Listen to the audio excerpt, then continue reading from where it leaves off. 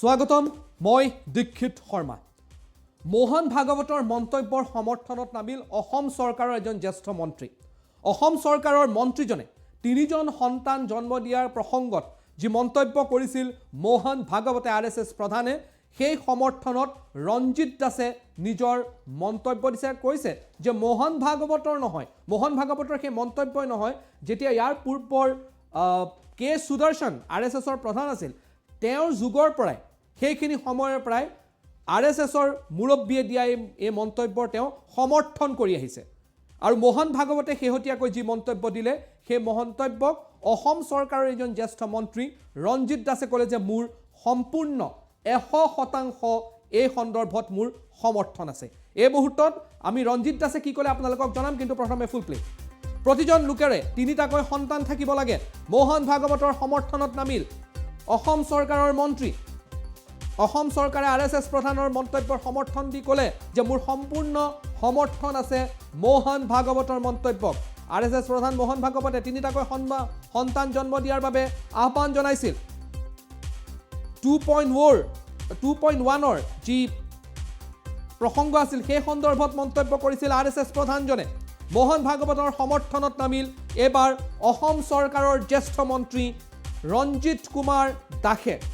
big breaking এই মুহূৰ্তৰ ডাঙৰ খবৰ এই মুহূৰ্তৰ আমি আপোনালোকক জনাইছোঁ যে এবাৰ মোহন ভাগৱতৰ তিনিটাকৈ সন্তান জন্ম দিয়াৰ প্ৰসংগত অসম চৰকাৰৰ এজন জ্যেষ্ঠ মন্ত্ৰীয়ে নিজৰ সমৰ্থন আগবঢ়ালে আৰু ক'লে যে আৰএছএছৰ বৰ্তমান প্ৰধানজনৰ লগতে কে সুদৰ্শন যেতিয়া আৰএছএছ প্ৰধানৰ দায়িত্বত আছিলে সেই সময়ৰ পৰাই এই প্ৰসংগত তেওঁ সমৰ্থন জনাই আহিছে বুলি মন্তব্য কৰিলে এই মুহূৰ্তত ৰঞ্জিত দাসৰ সেই মন্তব্য আমাৰ হাতত আহিলে কাৰণ এই কাৰণে অত্যন্ত গুৰুত্বপূৰ্ণ বিষয় আৰএছএছ প্ৰধানজনে দিয়া মন্তব্যৰ পাছৰে পৰা সমগ্ৰ দেশতে এই প্ৰসংগত ব্যাপক চৰ্চা আৰম্ভ হৈছে ৰাজনৈতিক মহলত ব্যাপক প্ৰতিক্ৰিয়াৰ সৃষ্টি হৈছে তেনে মুহূৰ্তত আৰএছএছ প্ৰধানজনৰ মন্তব্যত অসম চৰকাৰৰ জ্যেষ্ঠ মন্ত্ৰীজনে কি মন্তব্য কৰিলে সেয়া মন্তব্য এই মুহূৰ্তত আগবঢ়াইছোঁ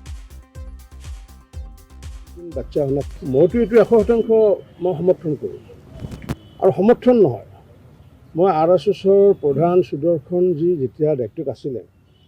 তেতিয়া এখন সভাত কৈছিলে যে হৰ হিন্দু কা তিন বাচ্চা হোনা চাহিয়ে এই কথাষাৰ কৈছিলে আৰু সেই তেওঁৰ কথাষাৰ শুনি পেলাই মোৰ নিজৰ পৰিয়ালৰ লগত মই আলোচনা কৰিছিলোঁ মোৰ তেতিয়া দুগৰাকী সন্তান আছিলে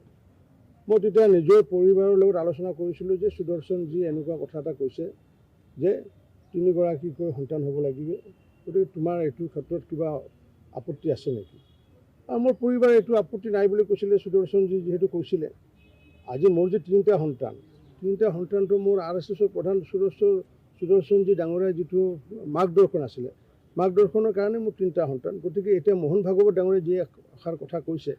এইটো পূৰ্বৰ কথাই আছিলে মই 100% এইটো সমৰ্থন কৰোঁ মইতো এইটো 100% মই সমৰ্থন কৰোঁ আৰু সমৰ্থন নহয়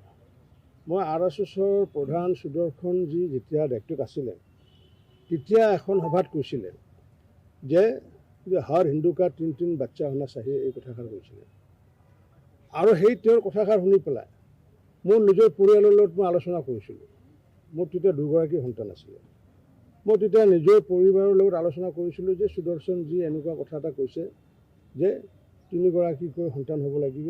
গতিকে তোমাৰ এইটো ক্ষেত্ৰত কিবা আপত্তি আছে নেকি আৰু মোৰ পৰিবাৰে এইটো আপত্তি নাই বুলি কৈছিলে সুদৰ্শনজী যিহেতু কৈছিলে আজি মোৰ যে তিনিটা সন্তানটো মোৰ আৰএছএছৰ প্ৰধান